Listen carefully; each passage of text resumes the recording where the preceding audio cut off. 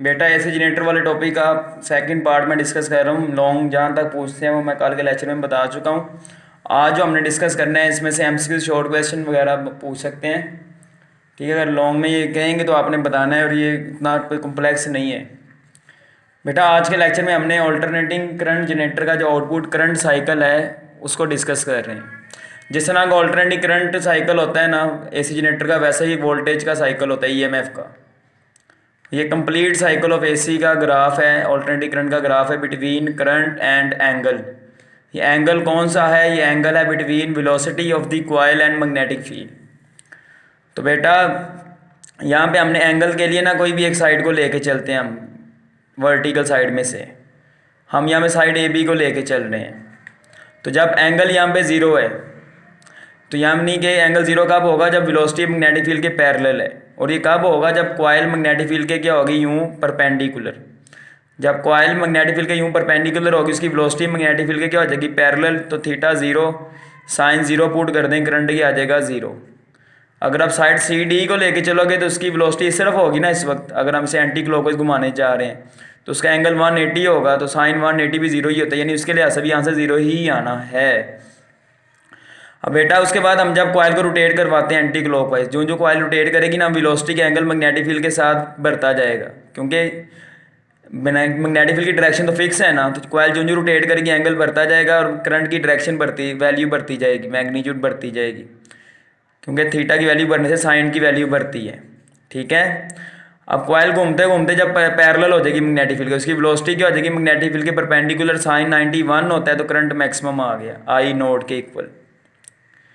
अब मज़ीद जब कॉइल रोटेट करेगी और जब कॉइल हमारे पास इससे आगे जाएगी ना परपेंडिकुलर पोजीशन से, तो इसमें करंट फ्लो करना शुरू हो जाएगा और करंट साइड ए बी में डाउनवर्ड होगा, जो मैंने कल बताया भी था। क्योंकि इस वाली साइड पे चार्जेस पे जो फोर्स अमल करेगी वो डाउनवर्ड होगी, क्योंकि वेलोसिटी इनवर्ड है, मैग्नेटिक फील्ड राइट साइड पे है।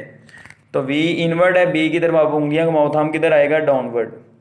यानी कि वी नीचे और बी राइट साइड पे। तो वी ये बी ये, तो वी और से बी की तरफ आप उंगलियाँ घुमाओ तो करंट की डायरेक्शन क्या आएगी? डाउनवर्ड आएगी। समझ आई बात? तो वी से बी की तरफ आप उंगलियाँ घुमाओगे तो करंट की डायरेक्शन क्या होगी? डाउनवर्ड। और इस वाली साइड में करंट अपवर्ड होगा, क्योंकि इसकी वेलोसिटी अगर इनवर्ड है तो इसकी वेलोसिटी क्या होगी? आउटवर्ड। तो उसके लिए करंट की डायरेक्शन क्या होगी? फिर उसमें वी की डायरेक्शन अगर आउटवर्ड है और वी इस तरफ है तो आप वी से बी की तरफ उंगलियाँ घुमाओगे यूँ तो थंब किधर आएगा? अपवर्ड। यानी ओवरऑल करंट फ्लो करेगा यहाँ पे ए से बी फिर सी से डी, यानी कि क्लॉकवाइज। और जब कॉइल मजीद फिर घूम के दोबारा फिर परपेंडिकुलर होगी तो अब जो सी साइड पहले ऊपर थी अब वो नीचे आ जाएगी, तो अब उसकी वेलोसिटी एंटी पैरेलल होगी मैग्नेटिक फील्ड के, साइन 180 भी जीरो होता है, करंट फिर जीरो हो जाएगा। अब जब मजीद कॉइल घूमेगी, जब मजीद कॉइल घूमना शुरू हो जाएगी ना, तो अब देखें वो वाली साइड जो पहले अपवर्ड थी आधी रोटेशन के बाद अब वो डाउनवर्ड चले गई है ना।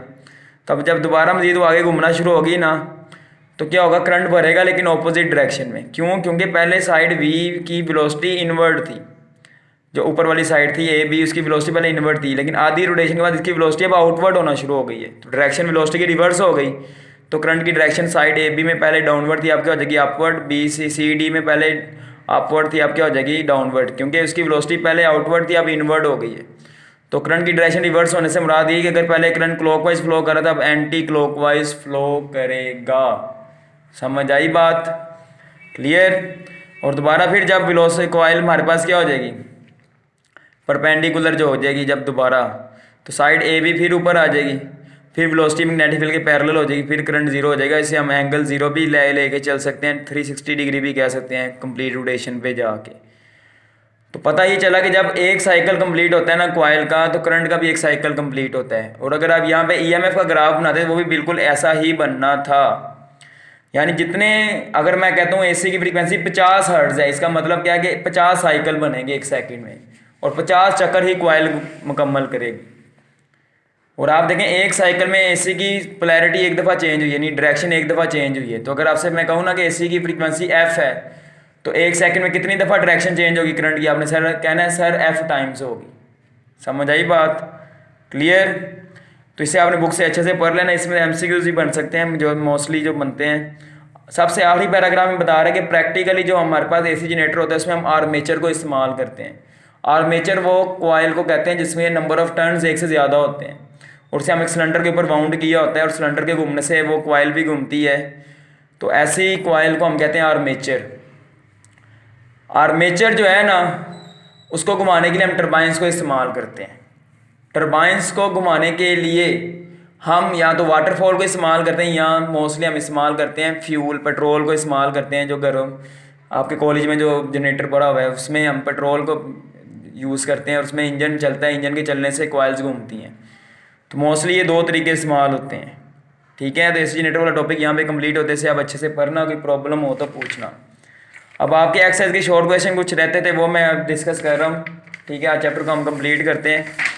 क्वेश्चन नंबर 3 हमारा रहता था, पहला दूसरा मैं करवा चुका हूँ। थर्ड में वो कह रहा है कि हमारे पास एक मैग्नेट है, उसका नॉर्थ पोल ऊपर है, साउथ पोल नीचे है, और हम यहाँ पे एक रिंग को नीचे ड्रॉप किया हमने। नॉर्थ पोल ऊपर है, साउथ नीचे, तो हमने रिंग ऊपर जब नीचे ड्रॉप करेंगे तो पूछ रहा है बताएं अगर हम ऊपर से देखें तो करंट की डायरेक्शन क्या होगी। तो देखें अगर ये नीचे आ रहा है, इसमें गुजरने वाला फ्लक्स भरना शुरू हो जाएगा कॉइल में से गुजरने वाला, इस रिंग में से, यानी चेंज होगा। तो इसमें ईएमएफ इंड्यूस होने की वजह से करंट ऐसे फ्लो करेगा कि उसका नीचे वाला एंड नॉर्थ पोल के तौर पे एक्ट करे जब मैग्नेटिक फील्ड बनेगा इंड्यूस करंट का, और अपर एंड साउथ पोल, ताकि फ्लक्स को डिक्रीज कर सके।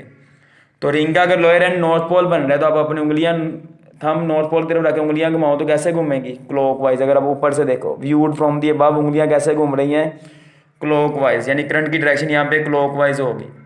तो यही लिखा है, as ring moves downward then current induce in it, so that Lenz law by Lenz law lower end of the ring act as north pole to oppose its cause of induce EMF. तो by using right hand rule direction of current will be clockwise as viewed from the above. ठीक है, उसके बाद fourth short question जो आपके smart syllabus में, ये diagram वाला, ये मोस्टली नहीं आता। इसमें दो कॉइल शो करवाई है, कह रहा है अगर हम स्विच क्लोज करते हैं इसका प्राइमरी कॉइल का तो सेकेंडरी कॉइल में करंट की डायरेक्शन क्या होगी।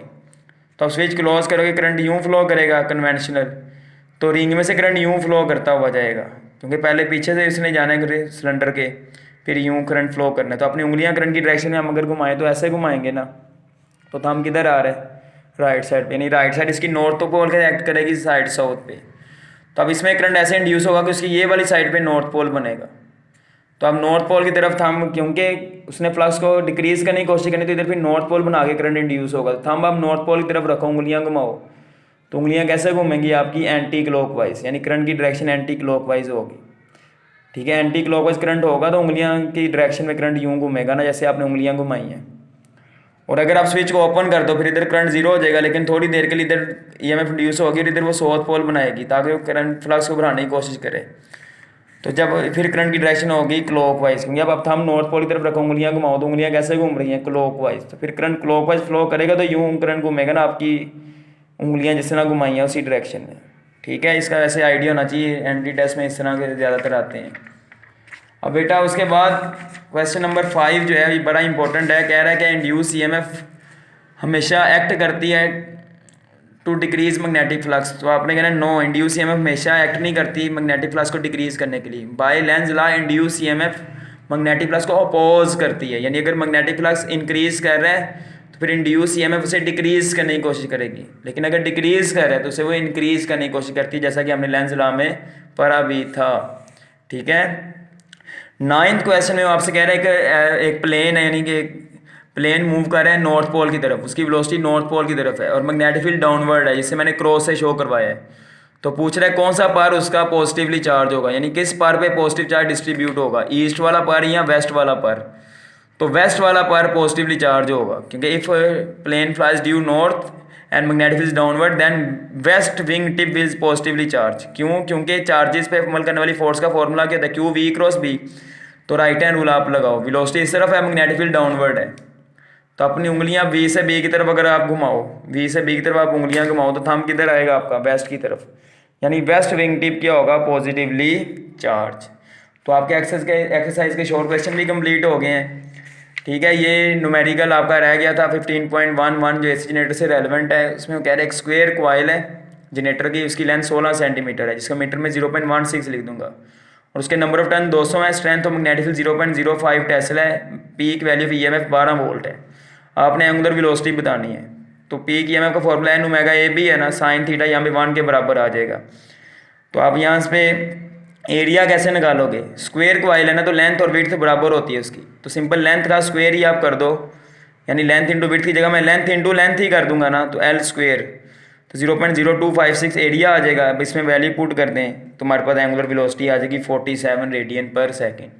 यानी इतनी value peak of value EMF कब होगी, जब एंगुलर वेलोसिटी इतनी होगी।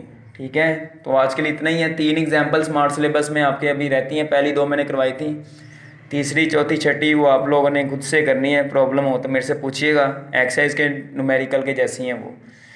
तो आज का टॉपिक यहाँ पे कंप्लीट होता है। फ़ी अमान अल्लाह।